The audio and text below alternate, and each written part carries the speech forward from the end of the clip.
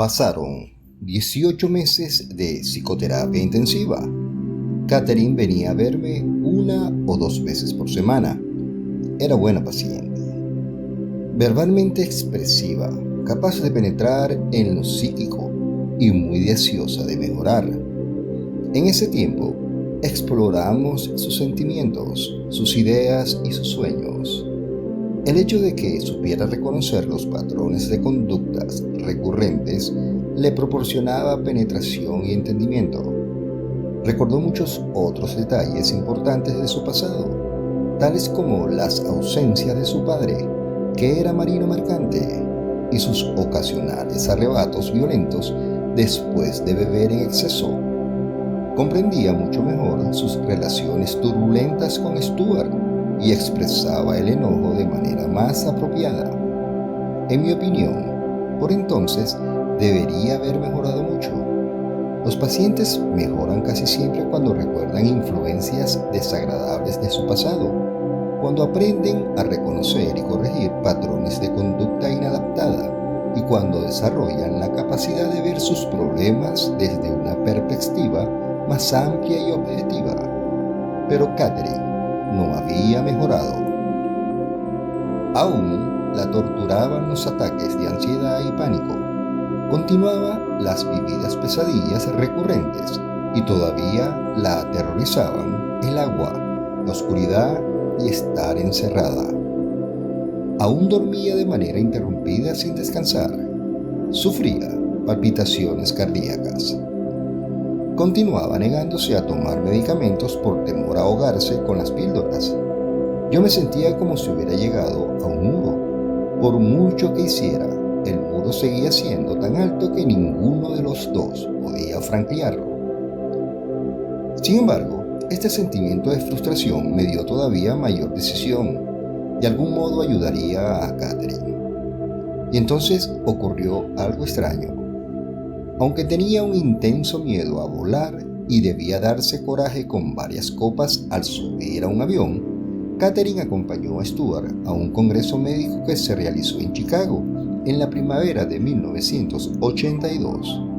Mientras estaban allí, insistió para que él la llevara a visitar la exposición egipcia del Museo de Arte, donde hicieron un recorrido en grupo con un guía. Catherine siempre había sentido interés por los objetos y las reproducciones de reliquias provenientes del antiguo Egipto. No se la podía considerar erudita en el tema, nunca había estudiado ese periodo histórico, pero en cierto modo las piezas le parecían familiares. Cuando el guía comenzó a describir algunos de los objetos expuestos, ella se descubrió corrigiéndolo, y tenía razón. El guía estaba sorprendido, Catherine atónita. ¿Cómo sabía de esas cosas? ¿Por qué estaba tan segura de tener razón como para corregir al hombre en público? Tal vez eran recuerdos olvidados de la infancia. En su visita siguiente me contó lo ocurrido. Meses antes yo le había sugerido la hipnosis, pero ella tenía miedo y se resistía. Debido a su experiencia en la exposición egipcia, aceptó, aunque a regañadientas. La hipnosis es una excelente herramienta para que un paciente recuerde incidentes olvidados durante mucho tiempo. No encierra misterio alguno. Se trata solo de un estado de concentración enfocada, siguiendo las instrucciones de un hipnotista bien preparado. El paciente relaja el cuerpo, con lo que la memoria se agudiza. Yo había hipnotizado a cientos de pacientes. Me resultaba útil para reducir la ansiedad, eliminar fobias, cambiar malos hábitos y ayudar a rememorar material reprimido. Ocasionalmente había logrado la regresión de algún paciente a la primera infancia, hasta cuando tenía 2 o 3 años de edad, despertando así recuerdos de traumas muy olvidados que trastornaban a su vida. Confiaba en que la hipnosis ayudaría a Catherine. Le indiqué que se tendiera en el diván, con los ojos entrecerrados y la cabeza apoyada en una almohadita. Al principio, nos concentramos en su respiración. Con cada exhalación liberaba tensiones y ansiedad acumuladas. Al cabo de varios minutos, le dije que visualizara sus músculos relajándose progresivamente, desde los de la cara y la mandíbula, pasando por los del cuello, los hombros, los brazos, la espalda y el estómago, hasta los de las piernas. Ella sentía que todo su cuerpo se hundía más y más en el diván. Luego le di instrucciones de visualizar una intensa luz blanca en lo alto de su cabeza, dentro de su cuerpo. Más adelante, después de haber hecho que la luz se extendiera poco a poco por su cuerpo, la luminosidad relajó por completo todos los músculos, todos los nervios, todos los órganos, el cuerpo entero, llevándola a un estado de relajación y paz cada vez más profundo. Gradualmente sentía más sueño, más paz, más serenidad. A su debido tiempo, siguiendo mis indicaciones, la luz llenó completamente su cuerpo y le envolvió. Conté hacia atrás, lentamente, de 10 a 1, a cada número. Katherine entraba en un nivel de mayor relajación. Su trance se hizo más profundo. Podía concentrarse en mi voz, excluyendo cualquier otro ruido. Al llegar a 1, estaba ya en un estado de hipnosis moderadamente profundo. Todo el proceso había requerido unos 20 minutos. Al cabo de un rato comencé a iniciarla en la regresión, pidiéndole que rememorara recuerdos de edades cada vez más tempranas. Podía hablar y responder a mis preguntas, siempre manteniendo un profundo nivel de hipnosis. Recordó una experiencia traumática con el dentista, ocurrida cuando ella tenía 6 años. Tenía vívida memoria de la aterrorizadora experiencia de los 5 años al ser empujada a una piscina desde un trampolín. En aquella ocasión había sentido náuseas y había tragado agua hasta asfixiarse. Mientras lo narraba, empezó a dar arcadas en mi consultorio. Le indiqué que la experiencia había pasado, que estaba fuera del agua. Las arcadas cesaron y la respiración se hizo normal. Aún estaba en trance profundo. Pero lo peor de todo había ocurrido a los 3 años de edad. Recordó haber despertado en su dormitorio, a oscuras, consciente de que su padre estaba en el cuarto. Él apestaba a alcohol en aquel momento, y Katherine volvía a percibir ahora el mismo olor. El padre la tocó y la frotó, incluso ahí abajo. Ella, aterrorizada, comenzó a llorar. Entonces, el padre le tapó la boca con una mano áspera, que no la dejaba respirar. En mi consultorio, en mi diván, 25 años después, Katherine sollozaba. Tuve la certeza de que ya contábamos con la información, que ya teníamos la clave de lo que sucedía. Estaba seguro de que sus síntomas se aliviarían con enorme rapidez. Le indiqué suavemente que la experiencia había terminado. Ya no estaba en su dormitorio, sino descansando apaciblemente, aún en trance. Los sollozos cesaron. La llevé hacia adelante en el tiempo, hasta su edad actual. La desperté después de ordenarle, por sugestión, que recordara todo cuanto me había dicho. Pasamos el resto de la sesión analizando ese recuerdo, súbitamente vivido, del trauma ocasionado por su padre. Traté de ayudarla a que aceptara y asimilara su nuevo conocimiento. Ahora ella podía comprender su relación con el padre, por qué provocaba en determinadas relaciones y frialdad, por qué ella le tenía miedo. Cuando salió del consultorio, aún estaba temblando, pero yo sabía que la comprensión ganada compensaba el haber sufrido un malestar pasajero. En el drama de descubrir sus dolorosos recuerdos, profundamente reprimidos, había olvidado por completo buscar la posible conexión infantil con los objetos egipcios. Pero cuando menos comprendía, mejor su pasado. Había recordado varios acontecimientos aterrorizantes. Yo esperaba una importante mejoría de sus síntomas. Pese a esa nueva comprensión, a la semana siguiente me informó de que sus síntomas se mantenían intactos, tan graves como siempre. Eso me sorprendió. No lograba entender qué fallaba. Era posible que hubiera ocurrido algo antes de los 3 años.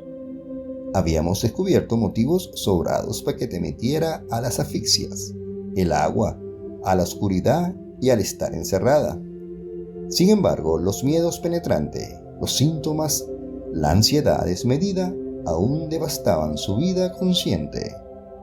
Sus pesadillas eran tan terroríficas como antes. Decidí llevarla a una regresión mayor. Mientras estaba hipnotizada, Catherine hablaba en un susurro lento y claro. Gracias a eso, pude anotar textualmente sus palabras y la he citado sin alteraciones. Los puntos suspensivos representan pausas en su relato, no correcciones u omisiones de mi parte. No obstante, parte de las repeticiones no han sido incluidas. Poco a poco llevé a Catherine hasta la edad de 2 años, pero no recordó nada importante. Le di instrucciones firmes y claras. Vuelve a la época en que se iniciaron tus síntomas. No estaba en absoluto preparado para lo que sucedió a continuación. Veo escalones blancos que conducen a un edificio grande y blanco, con columnas, abierto por el frente. No hay puertas. Llevo puesto un vestido largo, un saco hecho de tela tosca. Tengo el pelo rubio y largo, trenzado. Estaba confundido. No estaba seguro de lo que estaba ocurriendo. Le pregunté qué año era ese, cuál era su nombre. Aronda. Tengo 18 años. Veo un mercado frente al edificio. Hay cestos. Esos cestos se cargan en los hombros. Vivimos en un valle. No hay agua. El año es 1863 a.C. La zona es estéril, tórrida, arenosa. Hay un pozo, ríos. El agua viene al valle desde las montañas. Después de escucharla relatar más detalles topográficos, le dije que se adelantara varios años en el tiempo y que me narrara lo que viera. Hay árboles y un camino de piedra. Veo una fogata donde se cocina. Soy rubia. Llevo un vestido pardo, largo y áspero. Calzo sandalias. Tengo 25 años. Tengo una pequeña llamada Cleastra. Es Rachel. Rachel es actualmente su sobrina, con la que siempre ha mantenido su vínculo muy estrecho. Hace mucho calor. Yo me llevé un sobresalto. Tenía un nudo en el estómago y sentía frío. Las visualizaciones y el recuerdo de Catherine parecían muy definidos. No vacilaba en absoluto. Nombres, fechas, ropas, árboles. Todo visto con nitidez. ¿Qué estaba ocurriendo ahí? ¿Cómo era posible que su hija de entonces fuera su actual sobrina? Pero la confusión era mayor que el sobresalto. Había examinado a miles de pacientes psiquiátricos, muchos de ellos bajo hipnosis, sin tropezar jamás con fantasías como esa, ni siquiera en sueños. Le indiqué que se adelantara hasta el momento de su muerte. No sabía con seguridad cómo interrogar a un paciente en medio de una fantasía o evocación tan explícita, pero estaba buscando hechos traumáticos que pudieran servir de base a sus miedos y sus síntomas actuales. Los acontecimientos que rodearán la muerte podrían ser especialmente traumáticos. Al parecer, una inundación o un maremoto arrasaba la aldea. Hay olas grandes que derriban los árboles. No tengo hacia dónde correr. Hace frío. El agua está fría. Debo salvar a mi niña, pero no puedo. Solo puedo abrazarla con fuerza. Me ahogo. El agua me asfixia. No puedo respirar. No puedo tragar. Agua salada. La pequeña me es arrancada de los brazos. Catherine jadeaba y tenía dificultad para respirar. De pronto su cuerpo se relajó por completo. Su respiración se volvió profunda y regular. Veo nubes. Mi pequeña está conmigo y otros de la aldea. Veo a mi hermano. Descansaba. Esa vida había terminado. Permanecía en trance profundo.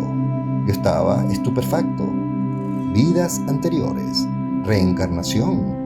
Mi mente clínica me indicaba que Catherine no estaba fantaseando, que no inventaba ese material. Sus pensamientos, sus expresiones, su atención a los detalles en particular, todo se diferenciaba de su estado normal por conciencia.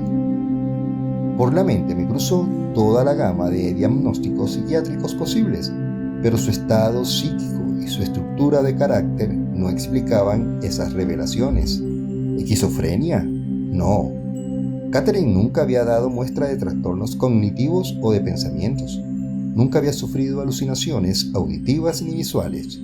No oía voces ni tenía visiones estando despierta, ni ningún tipo de episodios psicopáticos. Tampoco se trataba de una ilusión, perder el contacto con la realidad. No tenía la personalidad múltiple ni escindida. Solo había una Catherine y su mente consciente tenía perfecta conciencia de eso. No demostraba tendencias sociopáticas o antisociales. No era una actriz, no consumía drogas ni sustancias alucinógenas. Su consumo de alcohol era mínimo. No padecía enfermedades neurológicas o psicológicas que pudieran explicar esa experiencia vivida e inmediata en estado de hipnosis. Esos eran recuerdos de algún tipo, pero ¿de dónde procedían? Mi reacción instintiva era que acababa de tropezar con algo de que se sabía muy poco: la reencarnación y los recuerdos de vidas pasadas. No puede ser, me decía mi mente, científicamente formada. Se resistía a aceptarlo. Sin embargo, estaba ocurriendo delante de mis ojos, aunque no pudiera explicarlo. Tampoco me era posible negar su realidad. Continúa, dije, algo nervioso, pero fascinado por lo que ocurría. ¿Recuerdas algo más? Ella recordó fragmentos de otras dos vidas. Tengo un vestido de encaje negro y encaje negro en la cabeza. Mi pelo es oscuro, algo canoso. Es 1756 después de Cristo. Soy española. Me llamo Luisa y tengo 56 años. Estoy bailando. Hay otros que también bailan. Estoy enferma. Tengo fiebre, sudores fríos. Hay mucha gente enferma. La gente se muere. Los médicos no lo saben, pero fue por el agua. La llevé hacia adelante en el tiempo. Me recobro, pero aún me duele la cabeza. Aún me duelen los ojos y la cabeza por la fiebre. Por el agua, muchos mueren. Más adelante me dijo que en esa vida era prostituta, pero que no me había dado esa información porque la avergonzaba. Al parecer, en estado de hipnosis, podía censurar alguno de los recuerdos que me transmitía. Puesto que había reconocido a su sobrina en una vida anterior, le pregunté impulsivamente si yo estaba presente en alguna de sus existencias. Sentía curiosidad por conocer mi papel, si acaso lo tenía en sus recuerdos. Me respondió con prontitud, en contraste con las evocaciones anteriores, muy lentas y pausadas. Tú eres mi maestro. Estás sentado en un saliente de roca. Nos enseñas con libros. Eres anciano de pelo gris. Usas un vestido blanco como una toga con bordes dorados. Tú te llamas Diógenes. Nos enseñas símbolos, triángulos. Eres realmente muy sabio, pero yo no comprendo. El año es 1568 a.C. La fecha era aproximadamente 1200 años anterior al famoso Diógenes, filósofo cínico de Grecia. El nombre no era muy insólito. La primera sesión había terminado. Le sucederían otras aún más asombrosas.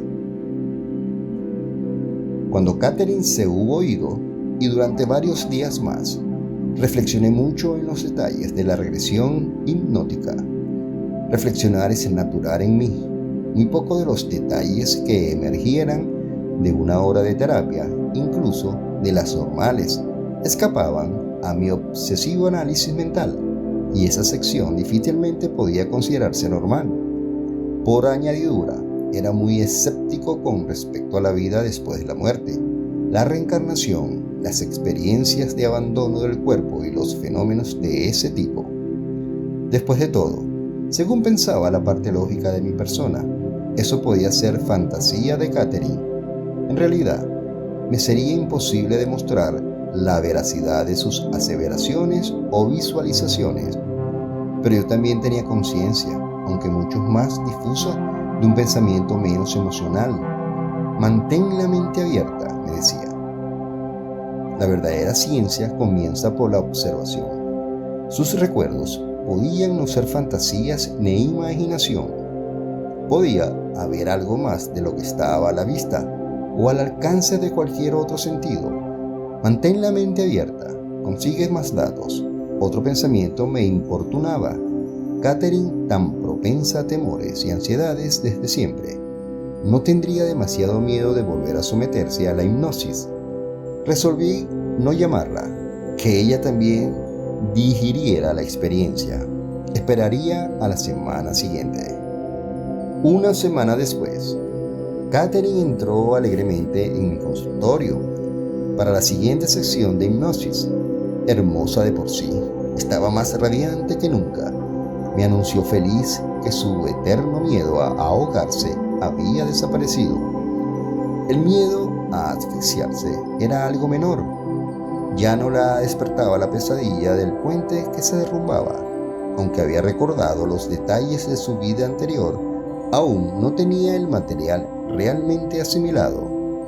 Los conceptos de vidas pasadas y reencarnación eran extraños a su cosmología. Sin embargo, sus recuerdos eran tan vividos, las visiones, los sonidos y los olores tan claros, tan poderosa e inmediata la certeza de estar allí, que debía haber estado. La experiencia era tan abrumadora que ella no lo ponía en duda, pero se preguntaba cómo conciliar eso con sus creencias y su educación. Durante esa semana, yo había repasado el libro de textos de un curso de religiones comparadas que había seguido en mi primer año en la Universidad de Columbia. Había ciertamente referencias a la reencarnación en el Antiguo y en el Nuevo Testamento. En el año 325 después de Cristo, el emperador romano Constantino el Grande, junto con Helena, su madre, había eliminado las referencias a la reencarnación contenidas en el Nuevo Testamento. El Segundo Concilio de Constantinopla, reunido en el 553, confirmó ese acto y declaró herética la idea de la reencarnación. Al parecer, consideraban que esta idea debilitaría el creciente poder de la Iglesia, al conceder a los seres humanos demasiado tiempo para buscar la salvación. Sin embargo, las referencias originarias habían existido. Los primeros padres de la Iglesia aceptaban el concepto de la reencarnación. Los primitivos gnósticos, Clemente de Alejandría, Orígenes, San Jerónimo y muchos otros, estaban convencidos de haber vivido anteriormente y de que volverían a hacerlo. Pero yo no había creído nunca en la reencarnación, ni siquiera había pensado mucho en el tema, aunque mi temprana educación religiosa hablaba de una vaga existencia del alma después de la muerte. La idea no me convencía. Yo era el mayor de 4 hijos. todos los cuales se llevaban 3 años entre sí. Pertenecíamos a una conservadora sinagoga judía de Red Bank, una pequeña ciudad próxima a la costa de Nueva Jersey. Yo era el pacificador y el hombre de estado de la familia. Mi padre se dedicaba más a la religión que el resto de nosotros. La tomaba muy en serio, como todo en la vida. Los éxitos académicos de sus hijos eran las grandes alegrías de su existencia. Cualquier discordia doméstica lo alteraba con facilidad. Entonces se retiraba, dejando que yo interviniera como mediador. Aunque esa resultó ser una excelente práctica preparatoria para hacer carrera en la psiquiatría, mi niñez estuvo más cargada de responsabilidades de lo que yo retrospectivamente habría querido. Salí de la infancia convertido en un joven muy serio, habituado a tomar sobre sí demasiadas responsabilidades. Mi madre se la pasaba la vida mostrando amor. No había límites que se le interpusieran. Era más simple que mi padre. Utilizaba la culpa, el martirio, la pena llevada al extremo y la identificación con sus hijos como instrumento de manipulación. Todo sin segundas intenciones, pero rara vez se mostraba triste o malhumorada y siempre se podía contar con su amor y su apoyo. Mi padre tenía un buen trabajo como fotógrafo industrial, pero aunque siempre tuvimos comida en abundancia, el dinero escaseaba mucho. Peter, mi hermano menor, nació cuando yo tenía 9 años. Tuvimos que repartir a 6 personas en un pequeño apartamento de 2 dormitorios con un jardín en la planta baja. En esa pequeña vivienda, la vida era febril y ruidosa. Yo buscaba refugio en mis libros. Cuando no leía interminablemente, jugaba al béisbol o al baloncesto. Las otras pasiones de mi niñez. Sabía que el estudio era el modo de salir de esa pequeña ciudad, por cómoda que fuera, y siempre ocupaba el primer o el segundo puesto de mi clase. Cuando la Universidad de Columbia me otorgó una beca completa, yo era ya un joven serio y estudioso. El éxito académico siguió siendo fácil.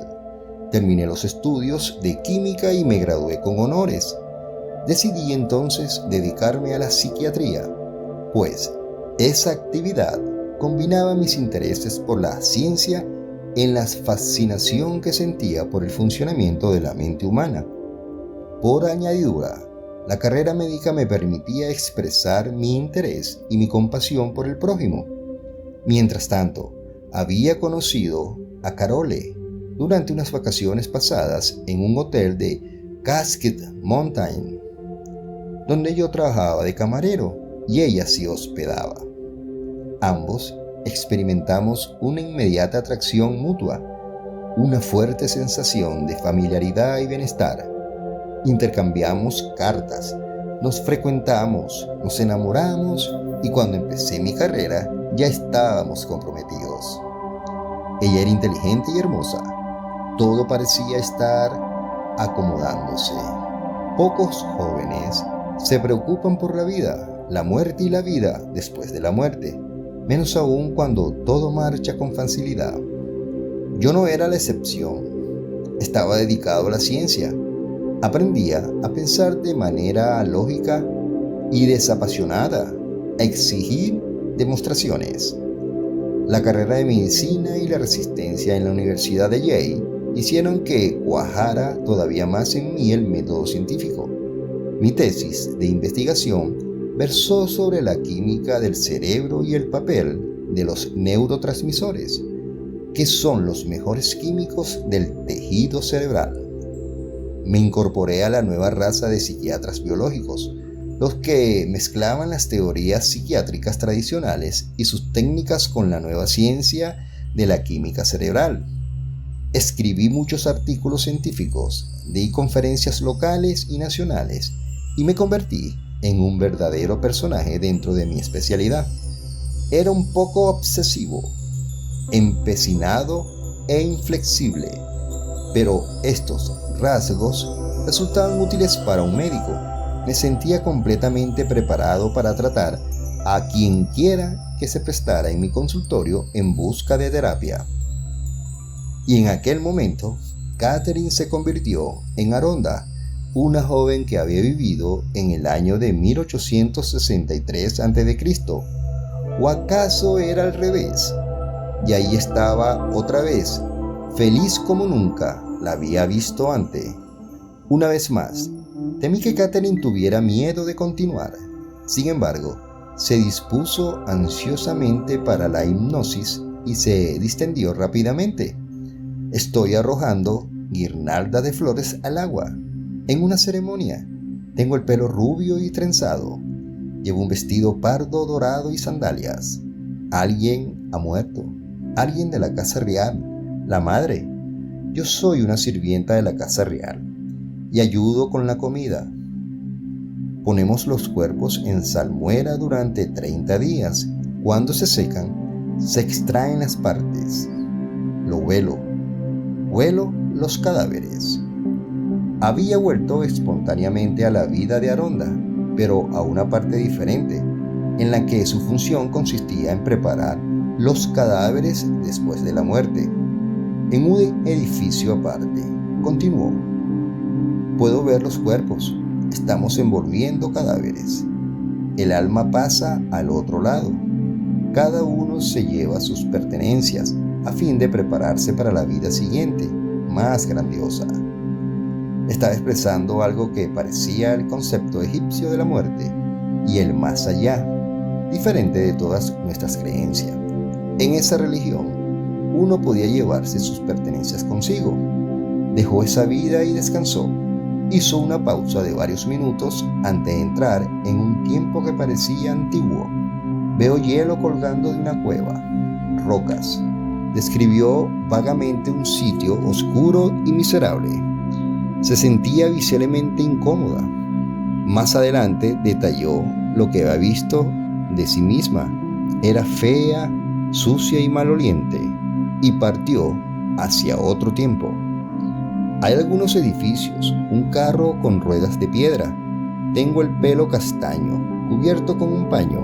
La carretera contiene paja. Soy feliz. Ahí está mi padre, me abraza.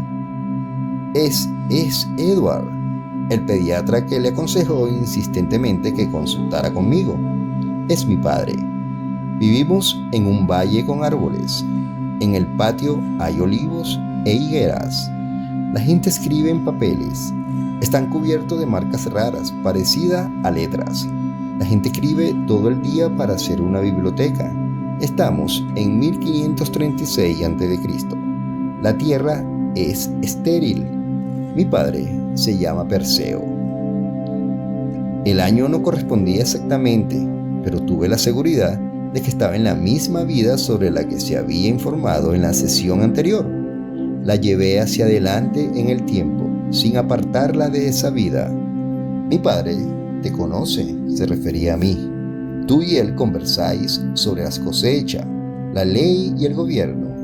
Dice que eres muy inteligente y que yo debería prestarte atención. La adelanté un poco más. Él, su padre, está tendido en una habitación oscura. Es viejo y está enfermo. Hace frío. Me siento tan vacía. Siguió hasta el momento de su muerte. Ahora yo también soy vieja y débil. Allí está mi hija cerca de mi cama. Mi esposo ya ha muerto. Mi yerno está allí y también sus hijos. Hay muchas personas a mi alrededor. Esa vez su muerte fue apacible. Flotaba. Eso me hizo pensar en los estudios del doctor Raymond Moody sobre las víctimas de experiencias de casi muerte. Sus sujetos también recordaban haber flotado antes de verse atraídos otra vez hacia el cuerpo. Yo había leído ese libro varios años antes. Tomé nota mental de que debía releerlo. Me pregunté si Catherine recordaría algo más de la muerte, pero solo pudo decir, floto, nada más. La desperté y di esa sensación por terminada.